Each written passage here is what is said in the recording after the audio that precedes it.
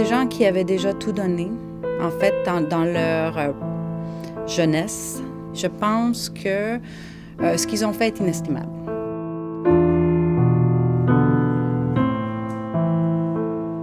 On ne pourra jamais le dire assez.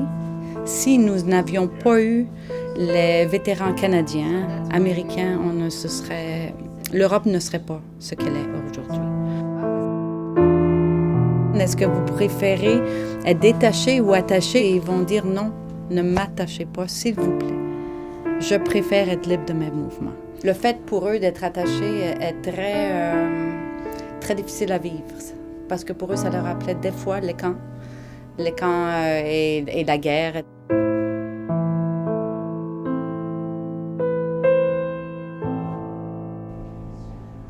Je m'appelle Brigitte Galland, je suis infirmière clinicienne spécialisée et je travaille à l'hôpital Sainte-Anne, le dernier hôpital pour anciens combattants au Canada.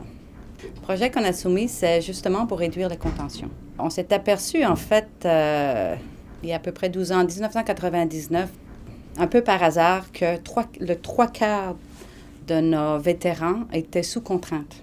Ça enlevait toute la dignité, l'autonomie, et il fallait trouver d'autres solutions. Il ne fallait pas juste dire, OK, on détache les vétérans, puis on va espérer pour le mieux.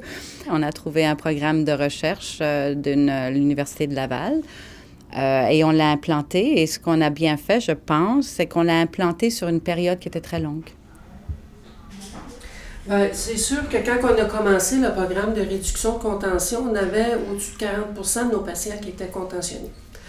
Alors, le programme a été instauré graduellement. On décontentionnait environ 2 à 3 patients par semaine. Et le service d'ergothérapie nous fournissait l'équipement pour compenser, disons, pour la contention qui n'était plus là. Quelqu'un qui est à risque de chute, et puis on ne peut pas tout le temps tout prévenir, mais on veut s'assurer qu'ils ne vont pas se blesser. Ce sont des culottes avec un soft shell qu'on appelle pour protéger les hanches. Chez notre clientèle âgée, c'est une clientèle à risque de fracturer la hanche. On installe une bande sensorielle sous le drap et quand le patient va se lever, ça déclenche ici l'alarme, mais il n'y a aucun son parce que c'est directement au poste pour avertir le personnel de venir assister les clients. Et il y a d'autres choses que les alternatives physiques, évidemment. Hein? Il y a les employés qui gardent justement les résidents occupés à faire autre chose pour les empêcher justement de s'ennuyer, etc. Ou qui vont les amener aux toilettes à des heures régulières, etc. pour éviter qu'ils se lèvent et qu'ensuite il y ait une chute. Donc il n'y a pas juste des alternatives physiques, il y a aussi des interventions que les infirmières vont faire. Et c'est pour ça que tout est fait ensemble. C'est beaucoup plus demandant parce qu'au lieu d'avoir tous les résidents qui restent assis dans les chaises, ben là, ils se promènent. Et c'est sûr qu'ils vont se lever. Donc, ça a demandé beaucoup d'adaptation de la part du personnel. Et c'est pour ça qu'ils sont extrêmement méritants. Il est vrai que nous avons un souci de réduire les contentions au maximum pour la dignité et la sécurité des résidents.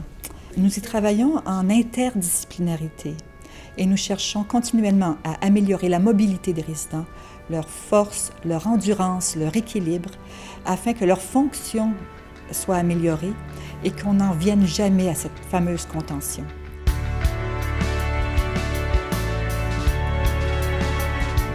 Je pense que, en fait, c'est agréable et c'est un honneur de travailler avec eux parce qu'ils nous ont tant donné. Comme disaient les Français, si les Américains et les Canadiens n'étaient pas venus à leur secours, on ne serait peut-être pas là où on est maintenant. Alors, je pense qu'on leur doit beaucoup. Est-ce qu'on est fiers du projet? Absolument, absolument. On s'est rendu compte, en fait, que le projet a marché. Ça a marché peut-être mieux qu'on l'aurait pensé originellement. On ne pensait pas que ça aurait un si grand impact. On est encore émerveillés de voir que les contentions, en fait, le taux de contention n'a jamais augmenté depuis que ça a été implanté. Oui, on est fiers, mais on est surtout fiers. C'est les résidents qui en ont les retombées, si vous voulez. C'est vraiment eux qui en bénéficient à 100%.